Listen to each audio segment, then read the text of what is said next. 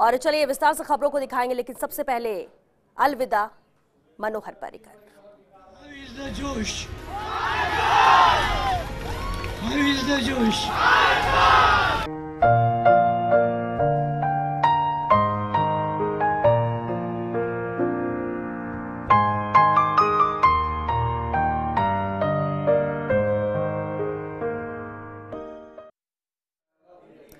गोवा के मुख्यमंत्री मनोहर पर्रिकर का रविवार को उनके निजी आवास पर निधन हो गया। वो 63 वर्ष के थे। उनका अंतिम संस्कार पूरे राजकीय सम्मान के साथ सोमवार को शाम किया जाएगा। चार बार के मुख्यमंत्री और पूर्व रक्षा मंत्री पर्रिकर फरवरी 2018 से ही अग्नाशय के कैंसर से जूझ रहे थे। आज शाम 5 बजे अंतिम संस्कार किया जाएगा। आज उनके पार्थिव शरीर को अंतिम दर्शन के लिए रखा जाएगा। मनोहर पर्रिकर की अंतिम यात्रा में प्रधानमंत्री नरेंद्र मोदी, भाजपा अध्यक्ष अमित शाह, गृह मंत्री राजनाथ सिंह, रक्षा मंत्री निर्मला सीतारमण के अलावा कई केंद्रीय मंत्री, राज्यों के मुख्यमंत्री शामिल होंगे। ये तस्वीरें भी लगातार हम आप तक पहुंचा रहे हैं, जहां अंतिम यात्रा में शामिल होने के लिए पूरा जनसैलाब उमड़ा है, क्योंकि मनोहर पर्रिकर जैसे राजनेता, मुख्यमंत्री बिरले ही होते हैं। और आज वो उसी जगह पर है जहां वो हमेशा रहना चाहते थे, अपनी जनता के बीच, आम लोगों के बीच। और यही उनकी खासियत भी रही है जो उन्हें दूसरे मुख्यमंत्रियों से, दूसरे राजनेताओं से अलग करती है। मनोहर पर्रिकर हमेशा याद किए जाएंगे अपनी सादगी के लिए, अपने मृदुभाषी होने के लिए, और सबसे बड़ी बात कि अपने आप को हमेशा उन्होंने आम जनता के बीच रखा, आम जनता की तरह रहे। उनकी सादगी ही थी कि गोवा के लोगों के लिए बीजेपी पर्रिकर नहीं है, बल्कि मनोहर पर्रिकर ही उनके लिए बीजेपी पार्टी रही है।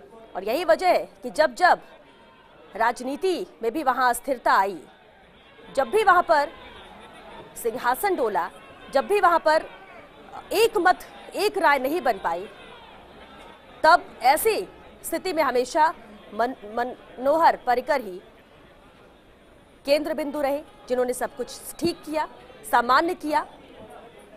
और राजनीति तो उन्होंने कभी नहीं की। मुख्यमंत्री 4 बार रहे, लेकिन खास बात यह कि आम जन के बीच रहे, जनता का प्यार उन्हें वोटों के रूप में भी मिला। दूसरे राजनेता हो, दूसरी पार्टी की अगर हम बात करें, इसलिए वो सभी के बीच प्रिय भी रहे। लेकिन 1 साल पहले जब जानकारी मिली कि उन्हें कैंसर है, एक फाइटर की तरह उससे भी लड़ते रहे। मुंबई में उनका इलाज चल रहा था, न्यूयॉर्क में भी उन्होंने इलाज कराया, लेकिन अब जब हर जगह से मना हो गया, डॉक्टर्स ने हाथ खड़े कर दिए, तो इसके बाद उन्होंने एक ही इच्छा जाहिर की कि मैं इलाज कराते दूसरे देशों में नहीं रह सकता, मैं इलाज कराते हुए अपने गोवा से दूर नहीं रह सकता, मुझे वापस वहीं लेकर चला जाए। और आखिरी वक्त तक वो काम करते रहे। किस किस स्थिति में काम किया वो हम सभी देखते हैं। फिर वो तस्वीरें चाहे संसद से आई हों या फिर गोवा से। और ये तस्वीरें आप देख रहे हैं जब पूरा ये जनसैलाब उमड़ा है भावभीनी विदाई देने के लिए, अपने नेता की अंतिम यात्रा में शामिल होने के लिए। तमाम दिग्गज यहाँ उनकी अंतिम यात्रा में शामिल होंगे, जिनके पहुंचने का सिलसिला भी जारी है। तो गोवा से 2 तरह की तस्वीरें आ रही है। एक तरफ जहां अंतिम यात्रा यहां पर तैयारी की जा रही है, अंतिम दर्शन के लिए उनकी पार्थिव देह को रखा गया है। जनता के बीच आज भी उनकी मौजूदगी है। और ये कुछ अहम तस्वीरें हैं, देखिए, जो दर्शाती है कि कितनी सादगी भरा जीवन जीते रहे हैं मनोहर पर्रिकर। पहले ऐसे मुख्यमंत्री जो IITN है, पहले ऐसे मुख्यमंत्री जिन्हें स्कूटर की सवारी के लिए जाना जाता है, पहले ऐसे मुख्यमंत्री जिन्हें कोई लाव लश्कर की जरूरत नहीं होती, कोई VIP मूवमेंट की जरूरत नहीं रही।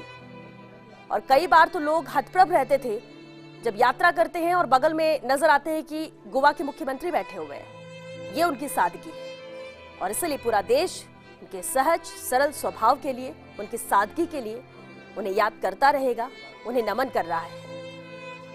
लेकिन अगर पिछले 1 साल की बात की जाए, जब कैंसर से पीड़ित थे, पता चला, इलाज तो कराया, लेकिन साथ ही साथ काम भी करते रहे।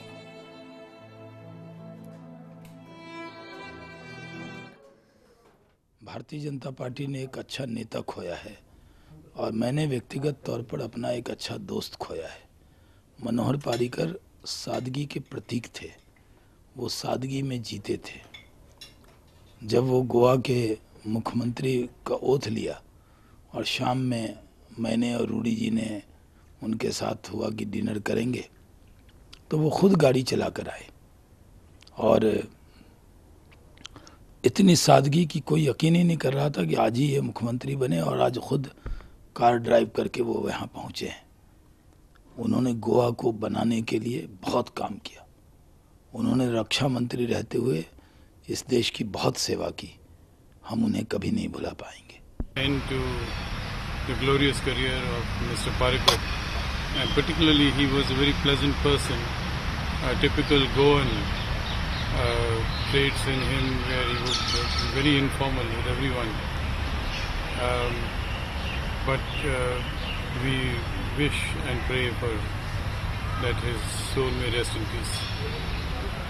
Sir, BJP is Mr. after Manohar Parikar. You see, the law is very clear.